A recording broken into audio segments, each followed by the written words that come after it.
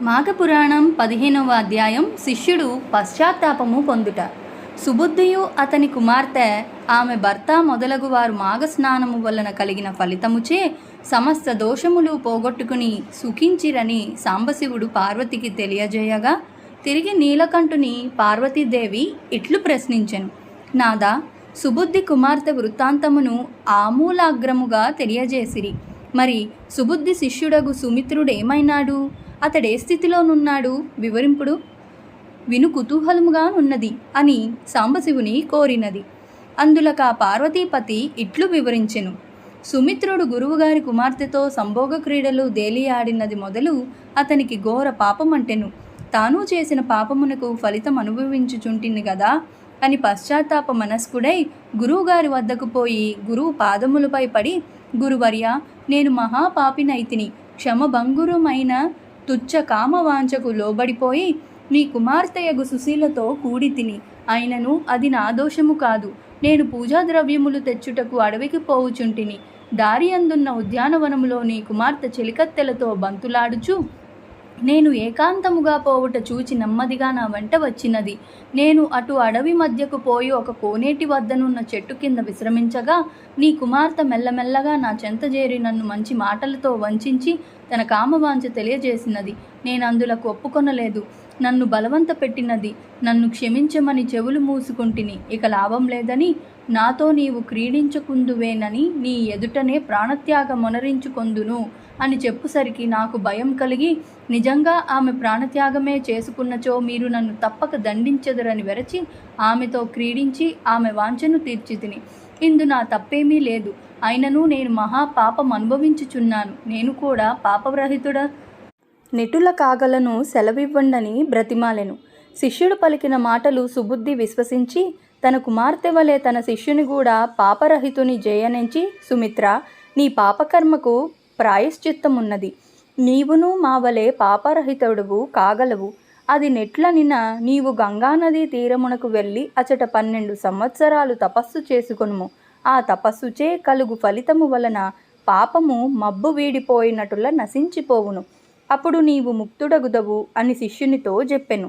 ధన్యోస్మి ధన్యోస్మి, మీ యాజ్ఞ ప్రకారం నేనిప్పుడే ప్రయాణ సన్నద్ధుడు నగుచున్నాను అని గురువర్యులకు దండం ప్రణామాలర్పించి గంగానదీ తీరమునకు బయలుదేరెను. అటుల ప్రయాణమై సాగిపోవుచుండగా మార్గమధ్యమున గుట్టలు, కొండలు, సెలయేళ్లు దాటి ఒక అరణ్య మధ్యమునకు వెడలెను. అచ్చట మనోహరమైన ఆహ్లాదమునరించు దృశ్యములు కనిపించినవి. క్రూర మృగములు, సాధు జంతువులు కలిసిమెలిసి తిరుగుచున్నవి. మయూరములు, సర్పములు విచ్చలవిడిగా తిరుగుచున్నవి. పరసర్ప వైరుధ్యములు ఏమాత్రమూ కనిపించలేదు. అచ్చట ప్రకృతి రమణీయత మనస్సుకు మొనరించుచున్నది. అట్టి ప్రాంతమందు ప్రయాసబడలిగా తీర్చుకొందామని ఒక వటవృక్షం కింద విశ్రమించి నలుదిశలా పరికించి చూడగా ఒక ఆశ్రమము కనిపించినది.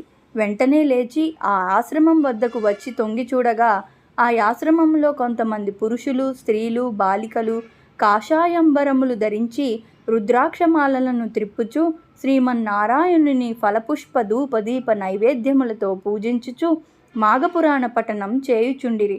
మధ్య మధ్య శ్రీహరి విగ్రహంపై అక్షంతలు వేసి హరిహరి అని బిగ్గరగా కేకలు వేయుచు భక్తి శ్రద్ధలతో ఆనందోత్సాహములతో పూజ చేయుచుండిరి. ఆ దృశ్యమంతటినీ సుమిత్రుడు కనులారా గాంచెను. పూజ పూర్తయిన తరువాత ప్రసాదం అందరూ సేవించిరి. బయట కూర్చుని ఉన్న సుబుద్ధికి కూడా ప్రసాదమివ్వగా, స్వామి, మీరాచరించిన వ్రతం ఎట్టిది? దీని వలన ఫలితమేమి కలుగును?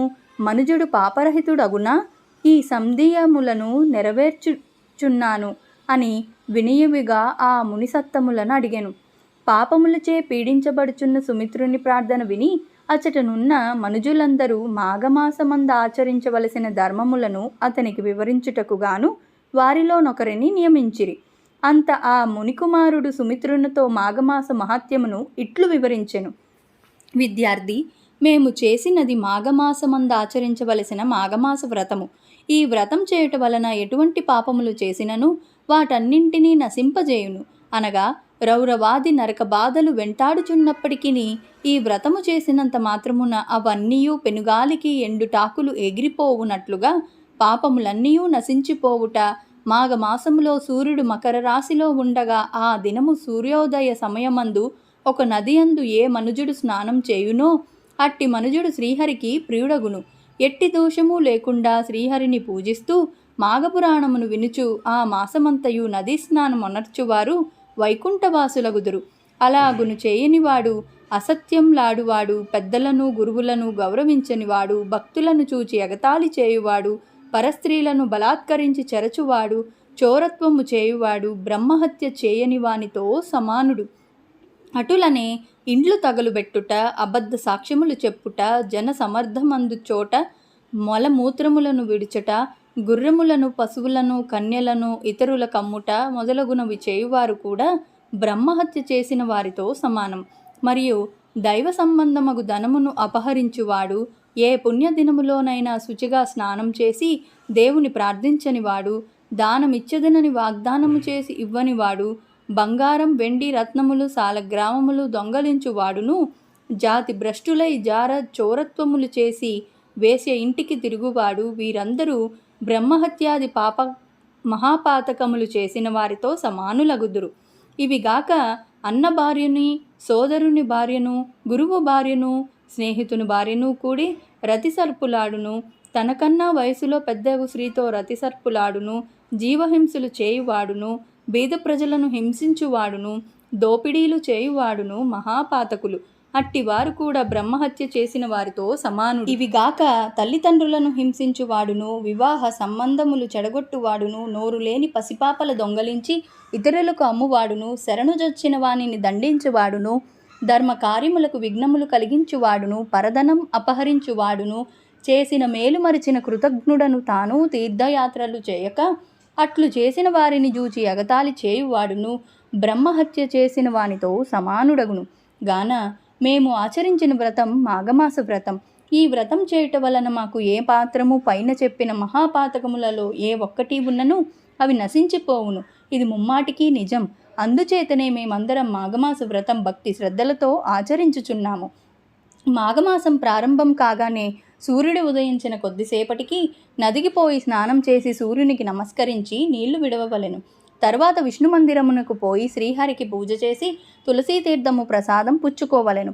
ఆ విధంగా మాసమంతయు వరకు ఏ మనుజుడు ఆచరించినో అట్టివారు అశ్వమేధ యాగం చేసినంత ఫలితం కలుగును.